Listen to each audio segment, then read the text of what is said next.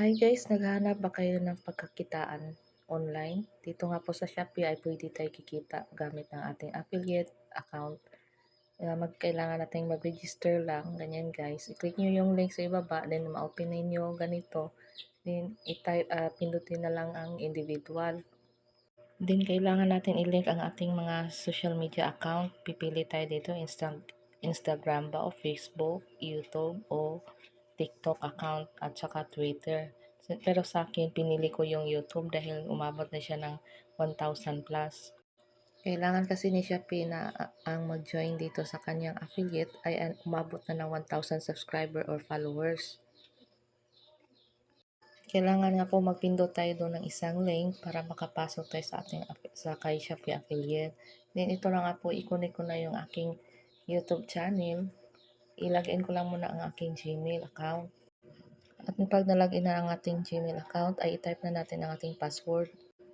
Then pindutin natin ang next pag naka-login na tayo sa ating password. At ganito na ang lumabas, ay pindutin na natin ang ating YouTube account para mapunta na tayo sa ma-link na sa ating Shop affiliate link kay Shopee. Then tap continue. At hintayin lang natin at huwag muna natin i-cancel. Baka i-cancel nyo ay babalik na naman agad sa ating.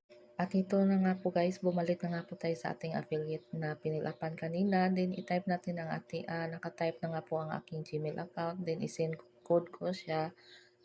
At i-paste ko dito yung verification code. At pindutin na nga po natin yung SIN code para masend sa ating Gmail account. Then hanapin natin sa ating Gmail account ang ating verification code. At ayan nga po, pag open natin ay check natin kung na-receive nga po ba agad. At ito nga po, nakita ko sa aking inbox at inopen ko na lang siya at nakat nga po sa video. At ito nga, kopyahin lang natin, hold natin siya. At pag nakopya na natin ay bumalik na nga po tayo dito sa ating verification code. I-paste natin itong code na to.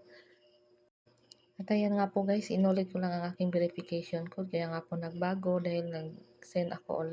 Then pindutin natin ang submit para ma-success na siya. At registration submitted successfully na nga po siya. Maghintay nga po tayo at babalik tayo sa ating Shopee account.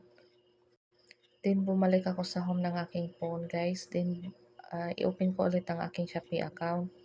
Then i-check ko lang kung naging successful nga po siya agad. Kung makikita ko nga po dito yung Shopee affiliate link.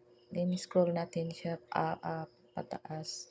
Then ito nga po guys, makikita natin kung naka-successfully na tayo register sa affiliate program. Iyan nga po ay makikita natin. Sa mga hindi pa, wala nga po kayong makikita dyan sa mga account nyo.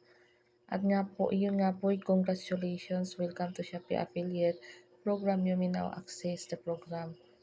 At ngayon guys, pag-aralan natin. Andito na nga po tayo sa dashboard ng ating Shopee affiliate. Ito nga po, iba nga po to sa ating home ng ating Shopee nga hindi siya affiliate.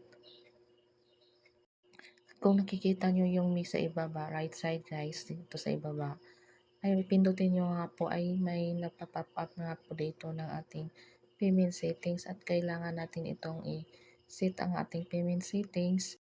At sa next video guys ay ipakita ko din sa inyo kung paano tayo nag-fill up sa ating payment settings at kailangan. At ganyan lang nga po guys, siguro sa mga verified na sa Shopee, mas madali lang siya makapag-register. Pero yung iba siguro hindi ko pa alam kung mga new user sa kay Shopee na hindi pa siya na-verified. Kailangan pa siguro, baka kailangan pa yung mag-submit ng ID. Sa akin kasi ay verified na ako kay Shopee matagal na. At ngayon nga po, mas madali nga po ako nakapag-join sa ating affiliate. At yun lang guys, kung nagustuhan niyo ang video na ito, paki-like and subscribe, follow for more new videos tutorial. Maraming salamat.